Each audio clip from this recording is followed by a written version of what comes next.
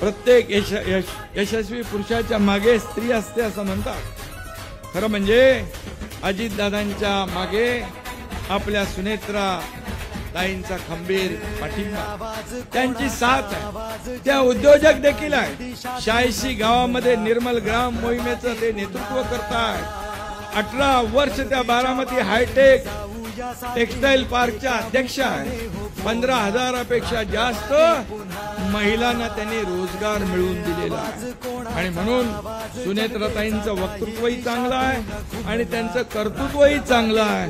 त्यामुळे त्या उत्तम खासदार होतील यामध्ये कुणाच्याही मनामध्ये शंका असण्याचं काम नाही। यामध्ये आपल्या सुनेत्राताई या बारामतीमधून प्रचंड मताधिक्याने विजयी झाल्या पाहिजे।